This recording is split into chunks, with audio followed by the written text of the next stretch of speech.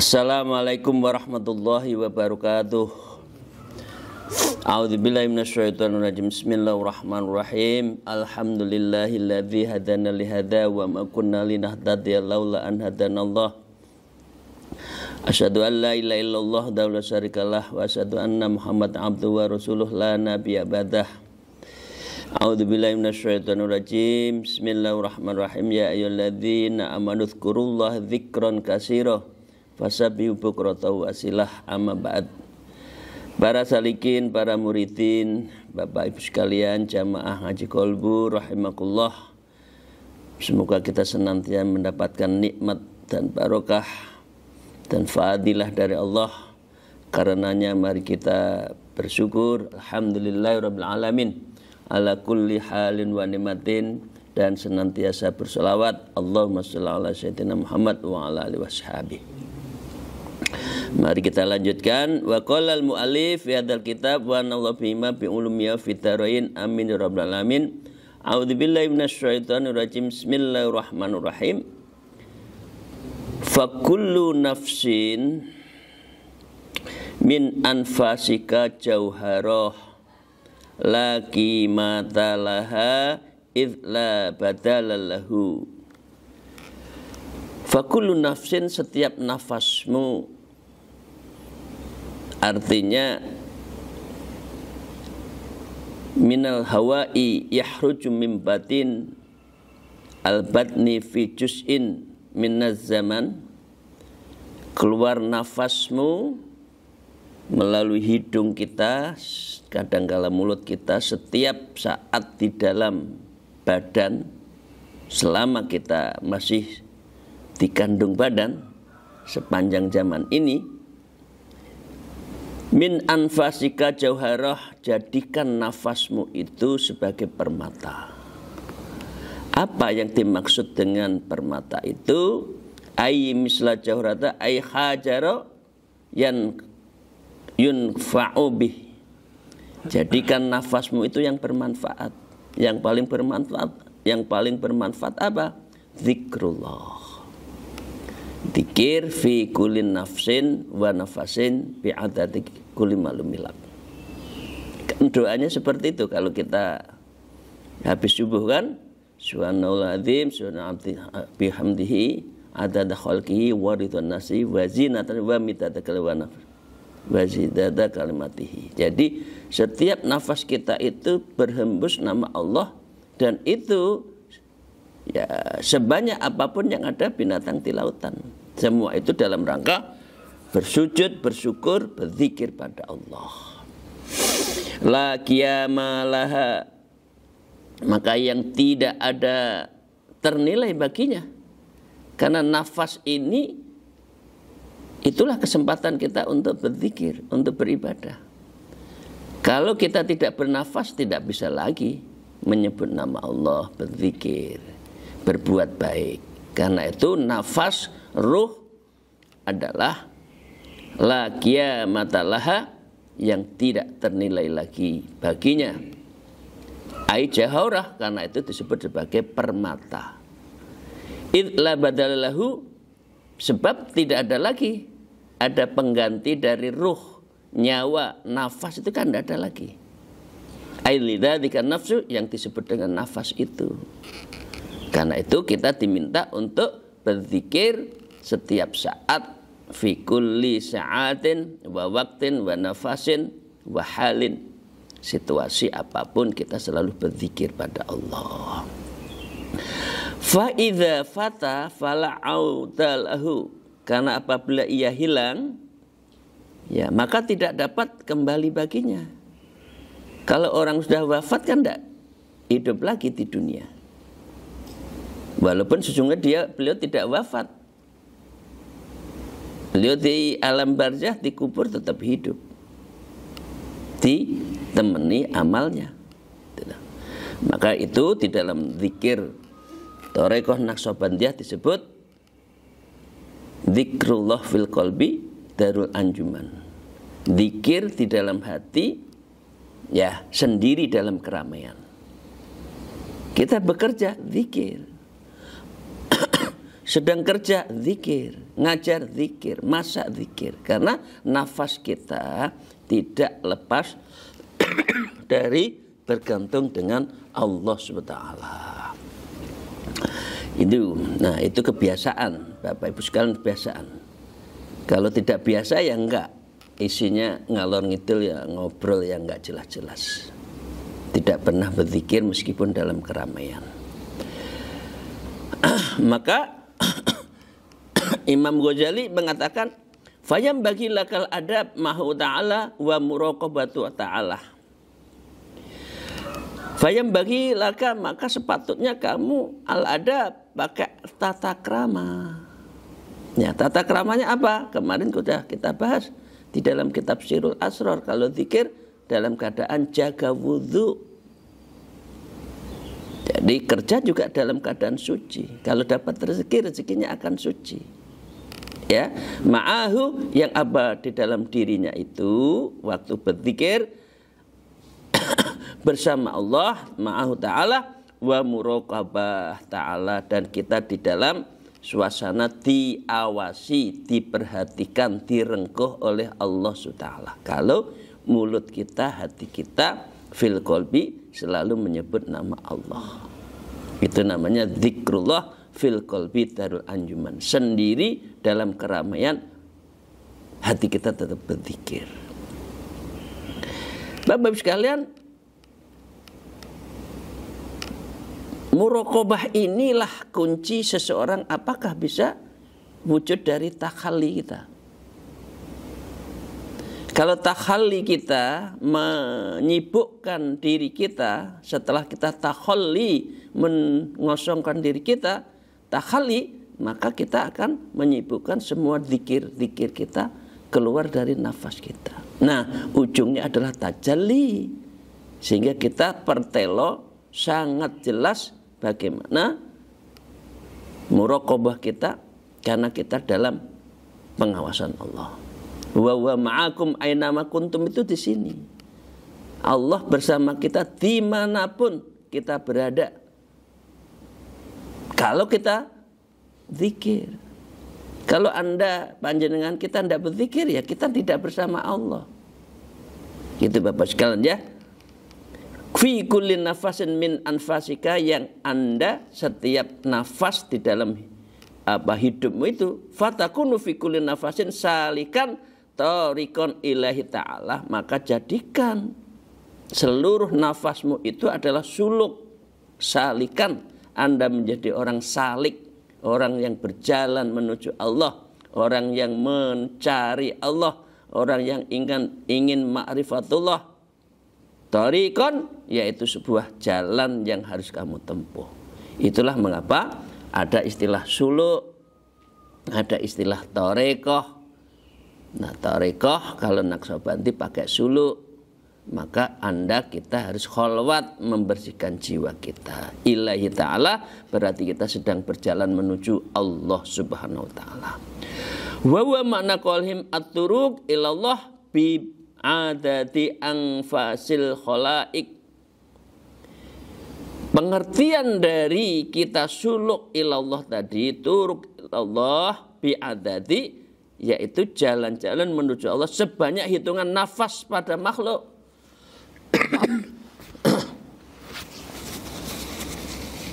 Jadi nafas kita itu nggak lepas dari nyebut nama Allah. Allah, Allah, Allah, Allah, Allah, Allah, Allah. Sesuai dengan denyut nadi kita. Itu ajarannya di zikir Naqsyabandi. Allah, Allah, Allah. Setiap denyut nadi kita itu menyebut nama Allah. Bapak-bapak sekalian, begitu kita wafat, ketika menyebut Allah, janji. Mangkana akhiru la ilaha illallah atau Allah dakhulal jannah. Nah, kalau orang nggak biasa zikir, nggak nyebut nama Allah, terus gimana yang bisa menjadikan yang bisa menjamin bahwa kita akan istiqamah? Karena sesuatu itu yang terbaik akhirnya itu adalah fahuwa fil khawatim. Di dalam akhir perjalanan hidupnya itu husnul khotimah enggak? Kerja 5 tahun jadi ini husnul khotimah enggak? Jadi lurah dari bupati husnul khotimah enggak? Banyak kok orang yang jadi bupati sudah umur 70, gubernur udah umur 78, tidurnya di KPK. Na'udzubillah. Lah, inilah pentingnya Anda kita zikir setiap saat. Kita semua fi kulli nafasin wa waqtin wa halin wa sa'atin zikir. Karena itu kita harus mutawamah di dalam wudhu kita. Qala ba'dhum, dan sebagian ulama mengatakan innal yauma yunati kullu waqtin bi qawlihi.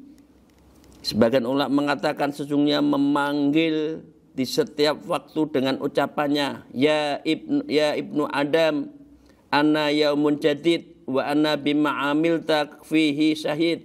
Wahai anak Adam, aku adalah hari baru dan aku terhadap apa yang kau lakukan di dalamnya. Amilta, apa yang engkau lakukan, fihi, amalan-amalan itu syahidun, saya akan menjadi syahid. Lah umur 70 blakra itu gimana sih? Umur 50, umur 70 nggak kenal Allah. Ya sholat, tapi nggak kenal Allah, nggak kenal Tuhan. Karena apa? Tidak diajari bagaimana ma'rifatullah. Ma'rifatullah hanya bisa diajari melalui bertarekoh. Apa nggak sia-sia hidup kita? Boleh jabatannya tinggi, boleh gelarnya banyak, boleh disebut kiai haji, tapi nggak mengenal Allah itu. Karena hatinya kosong, hatinya zulmah, karena dia jauh dari Allah, meskipun jawarihnya, anggota badannya menjalani ibadah mahdhah, tapi hatinya tidak. Nah, membersihkan hati dan jiwa kita, membeningkan mata hati kita, tazkiyatun nafas wa tasfiyatul qalbi, itulah tarekoh. Ngono lho, wong ora gelem tarekoh. Memang kita sempurna, enggak punya dosa, enggak mau membersihkan. Jangan ya Dek, ya maka kita harus membersihkan hati, jiwa kita. Caranya apa? Bertarekoh, masuk tarekat. Faghtanimni, maka ambillah kesempatan diriku. Fa innaka la turikni idza gharabat, karena sesungguhnya engkau tidak akan menemuiku apabila gharabatis samsu, kalau sudah matahari terbenam, artinya mati. Umur swida itu kan sudah jam 4 sore. Umur 70 wis arepe beduk, arepe buka, arepe maghrib. 60, 70 bareng asar. Gusti Allah ora ngerti, ngene lho. Padahal sebentar lagi itu pasti sudah wafat. Tapi belum menemukan makna hidup. Tentang Tuhannya, tentang Allah itu belum mengerti. Ya apa nggak sia-sia itu loh. Ya Allah, moga-moga ya Bapak-Ibu sekalian, kita Allah futuhul qulub, membukakan hati kita semua. Sehingga kita betul-betul mau mendekatkan diri kita kepada Allah. Amin ya rabbal alamin. Wa qala al-mu'allif fala takun kal hamqa, lalu jangan jadikan dirimu itu seperti orang dungu, orang bodoh, orang goblok. Ini menurut Imam Ghazali. Ngerti ini bentar lagi mau azan maghrib, sibuk itu urusan kerjaan, sibuk urusan dunia. Sebodoh-bodoh manusia. Golek bekal dong, udah mau wafat, bekalnya apa, tidak ada. Karena itu Imam Ghazali mengatakan fala takun kal hamko. Jangan jadikan engkau menjadi orang yang dungu, humkun. Ya, orang Jawa menyebut, ini bahasa Arabnya humkun, orang Jawa menyebut kumprung. Nah, dulu itu ya, orang Jawa wong kok kumprung, wong goblok, nah gitu itu. Jadi orang tua-tua dulu fil qasri, ya, dalam hidupnya itu selalu keadaan yang koser, yang orang-orang yang rugi dan sebagainya. Al-maghrurin, dan orang yang tertipu bidunya wasyaiton, oleh siapa? Oleh gemerlapnya dunia dan kecanggihan setan. Karena itu ada kitab yang kita bahas hari Kamis apa? Tanbihul mukhtarin, peringatan bagi orang yang tersesat. Ya. Alladzi yafrahuna fi kulli yaumin, yang mereka bergembira di setiap hari, ya, bi ziyadatil amwalihim, dengan bertambahnya harta, ma'a tuksani amarihim, dengan berkurangnya umur. Loh, umurnya kurang loh kok seneng? Mestinya muhasabah. Hartanya banyak, seneng. Padahal mestinya harta harus dibersihkan. Kita masih banyak yang melihat umur 70, 80 mau bikin PT ini, PT itu. Waduh, ya semua diakali peraturan sehingga dia bisa jadi pengusaha lagi. Ya banyak loh gitu itu. Memang harta digawa mati apa? Nah ini orang Jawa ya, orang Jawa Timur kan. Memang bondone digawa mati apa? Nah, ini bahasa Jawa. Ya. Fayu khairun fi mali yazid, maka kebaikan manakala di dalam harta itu bertambah, kullu yamin, tiap hari, wa umurun yangkus, padahal umurnya berkurang, fi kulli lahdatin, dalam setiap kedipan mata. Truk. Jantungnya putus, nafasnya putus, mati. Durung tobat, durung mencari Allah, durung torekoh. Karena bertorekoh itu bersanad sampai Rasulullah. Kalau kita amalan sendiri ya gimana wong dewe. Lek bertorekoh digeret karo Gusti Allah. Koyok timbo niku lho. Timbo itu dulu kan pakai kerean, banyune nek ngisor. Kalau nggak ada talinya ya ora iso munggah. Kita mau ngelangi sendiri jegur dewe angel. Nah karena itulah torekoh tiada lain adalah wasilah. Apa yang kita doakan, apa yang diamalkan sampai pada Allah bifasilati syekhina wa syekhah, guru-guru kita sampai kepada Rasulullah sallallahu alaihi wasallam. Wala tafrah, kata Imam Ghazali, engkau jangan gembira, ya, illa biyati ilmi au amalin soleh, kecuali kamu alim, amal solehnya banyak, zikirnya banyak, itu boleh gembira. Urusan harta jabatan itu tidak menjadikan engkau gembira kok. Fa innaha rafiqaka yashabaika fil kubri, karena keduanya sebagai kawanmu yang akan menemanimu di dalam kubur. Amal kita, zikir kita, baca Quran kita, sholat malam kita, itu yang jadi teman kita. Kalau nggak ngelakoni terus gimana koncone nek kubur sopo? Gitu loh. Angel ya menungso ya. Kalau sudah keblenggreng urusan dunia itu lali kabeh loh. Ya Allah, moga-moga kita dijaga ya Bapak Ibu sekalian dari sikap yang jauh dari Allah itu. Wa qala mu'alib wa yu'nisanika fihi, di dalam kubur itu kamu dihibur oleh amalmu. Haitsu yatakhallafu, maka saat dimana orang pada meninggalkanmu, ayatakhara anka ahluka, ketika orang berbalik darimu dan meninggalkan kamu. Yuk, Bapak Ibu sekalian, sinten konco kula panjenengan teng kubur. Berarti kubur 7 langkah kabeh melayu kok. Apa? Sinten? Pacarnya lari nggak mau. Nemani di kubur nggak ada. Istri nggak ada. Anak nggak ada. Yang ada amal kita. Ai zaujaka kama fil misbah. Istri kita nggak ada. Karena itu amal itu adalah kal misbah, seperti lentera, seperti sinar yang menemani kita di amal kubur. Karena itu orang Jawa menyebut padang kubure jembar kubure. Mergo apa? Mergo amal kita.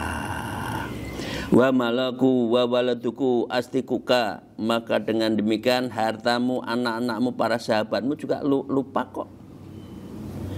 Konco iku lek sampean dadi wong iku koncone akeh. Betul?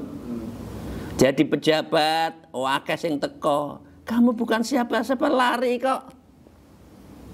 Apa kita nolong? Enggak, itu wateke manusia. Waktu menungso lek wong pejabat duwe kepentingan bodoh teko. Coba pernah ndak sampean ketua umum? Saya mengalami beberapa kali. Saya ketua umum wis kaya raja. Sudah mau habis lari semua itu. Ya Allah, koncoku iki ketok kabeh. Endi sing konco tenanan, endi sing bukan itu kelihatan. Endi yang dengan saya karena kepentingan, yang dengan jenengan karena kepentingan kelihatan. Wateke menungso itu gitu, kepentingan nomor 1, persahabatan nomor 1. Nah, karena itu kalau panjenengan bantu orang nggak usah njaluk balen, nggak usah, udahlah. Tangan kita lepas, nggak tahu. Pernah bantu siapa kita nggak tahu. Jangan berharap balasan. Kalau berharap kamu sakit hati. Kamu dhisik saya bantu, kamu kok nggak gelem ngonconi aku lah. Jawabannya enak. Lho sampean ndak ada di pejabat ya saiki. Masa saya bantu ngonconi sampean tambah loro ati. Nah, jadi jangan kalau bantu orang nggak usah mikir. Dah gitu aja, lepas gitu aja. Seperti apa yang dikatakan oleh syair, tazawwadu qarinan min fi'alika, innama qarinul fata fil qabri makana ya'malu. Berberkalah dengan kawan berupa perbuatanmu yang baik. Sesungguhnya kawan seorang di dalam kubur hanyalah apa yang telah ia kerjakan. Fil kubri makana ya'mal. Wa qala al-mu'adzib thumma idzas farat samsu. Nah, ini sudah mulai asar ya. Thumma idzan safarat idzas farat samsu, apabila nih telah menguning matahari, artinya mendekati ardi, artinya sudah mau surup. Fastahid an ta'uda ila masajid qabla ghurubi wastaghil, maka dengan demikian engkau sibukkan dan pergilah ke masjid untuk mempersiapkan sholat maghrib. Fi dzalikal wakti, di dalam hari itu, wa bis tasbihi wal istighfar, dan perbanyaklah sholat baca tasbih dan istighfar. Jadi setelah asar itu diminta dalam hadis-hadis Rasulullah itu ngakeh-ngakei istighfar dan tasbih. Apa? Itu banyak disiti oleh Imam Ghazali. Contohnya dari istighfar yang kita baca itu banyak. 1. Astaghfirullahaladzzi la ilaha illa huwal hayyul qayyum wa as'aluhu taubat. Ini salah satu ya. Aku memohon ampun kepadamu ya Allah, zat yang tidak ada Tuhan kecuali Engkau, yang maha hidup, yang maha berdiri, dan aku memohon kepadamu. Dan juga bisa istighfar lain yang ada di dalam Al-Quran. Misalkan astagfirullah innahu kana ghafara. Ini baik. Yang kedua, Rabbighfir warham wa anta khairur rahimin. Ini maaf yang biasa saya baca. Karena saya dapat ilmu dari guru saya, wes istighfar iku akeh. Rabbighfir warham wa anta khairur rahimin. Ya, wahai Tuhanku, ampunilah dan kasihanilah saya. Engkau zat yang maha pengasih dan maha para pengasih. Khairur rahimin. Yang lain ada juga. Ada faghfir lana kalau itu jamak kan? Faghfir lana warhamna wa anta khairur rahimin. Kalau tadi itu diri. Rabbighfir warham wa anta khairur rahimin. Ada lagi yang jamak, lagi kita ngimami. Faghfir lana warhamna wa anta khairul ghafirin. Ini semua dalam Al-Quran dan itu juga dibahas di dalam kitab Ihya. Fa in fadlu huwal waktu kafat lima qabla tulu. Maka dengan demikian itulah waktu yang terbaik sebelum matahari surup. Itu saat terbaik untuk kita zikir, untuk berdoa. Makbul. Salah satu dari waktu yang terbaik adalah menjelang matahari terbenam. Itu kita doa. Karena itu waktu itu orang tidak boleh bersolat kan? Sudah mau terbenam matahari, itu tidak boleh. Waktu terbit jangan. Di tengah hari kendeng-kendeng jangan. Nah, itulah istighfar. Kama Allah Ta'ala di dalam surat Toha, A'udzubillahi minasyaitonir rajim, wasabbih bihamdi rabbika qabla tulu'is syamsi wa qabla ghurubiha. Dan bertasbihlah dengan memuji Tuhanmu dengan sebelum terbit matahari dan sebelum terbenamnya. Ayy istighali bitangjilillah ta'ala fitrafian nahar kama qalahu Abu Muslim, dan itu semua sebagaimana yang telah disampaikan oleh Syekh Abu Muslim di dalam waktu menjelang matahari terbit dan menjelang matahari terbenam. Itulah saat yang terbaik untuk berdoa. Wa aqra qabla ghurubis syamsi, dan bacalah sebelum terbenam itu. Ya, Imam Ghazali menyaratkan ini apa yang kita baca. Yang pertama adalah surat As-Samsu was-Samsu waduha, baca sebelum matahari terbit. Yang kedua adalah wal-laili idza yaghsa, al-lail, surat al-lail. Dan yang ketiga adalah al-muawwidzatain. Ya, qul a'udzu bil falaq, qul a'udzu birabbin nas, itu dibaca ditambah qul huwallahu ahad masing-masing 3 kali menjelang matahari terbenam. Itu cespleng baru ndonga. Baru kita berdoa apa yang kita hajatkan. Bikasril faman qara'a suratus samsu, ya, razaqallahu fahma adzaki wal fatonah fi jamil asya. Siapa yang membaca surat As-Samsu, dia Allah akan memberikan rezeki dari pemahaman berbagai arah dan diberi kecerdasan yang kuat. Ya. Wa man talatha suratul lail, dan membaca surat Al-Lail, khufidha min hadki satrin, maka ia akan terpelihara dari terbongkarnya kejelekannya ditutup oleh Allah. Wa man tala suratul falak wa kulisu, maka kita akan terjaga dari kesehatan. Membaca surat An-Nas, usima minal balai fa'uidza minasyaiton, maka kita akan terhindar dari musibah dan dari syaitan yang menggoda kita. Wa man dawama ala qiraatiha kana rizqu kal matar, siapa yang membiasakan membaca surat tadi wasamsu walail dan muawwaditain tadi, maka di sini disebutkan engkau akan mendapatkan rezeki kalmator. Kalmator itu seperti hujan, rezeki ini enggak pernah berhenti, diglontor oleh Allah rezekinya itu. Dan terakhir, wal taghrubu alaikal samsu wa anta istighfar, dan telah terbenam matahari baru istighfar. Jadi menjelang matahari itu tasbih dan menyebutkan apa? Menyebutkan tasbih dan subhanallah wa bihamdihi, ya. yang banyak itu. Kalau itu terus istighfar, terus tadi doa istighfar. Nah setelah itu adzan. Nah adzan maghrib. Lah adzan maghribnya kita bahas besok. Apa yang kita lakukan setelah sholat maghrib, kemudian sholat awabin mau kita bahas besok. Terima kasih, mohon maaf atas segala kekurangan saya. Akhirul kalam, al-afu minkum, wallahul muwafiq ila aqwamit thariq. Assalamualaikum warahmatullahi wabarakatuh.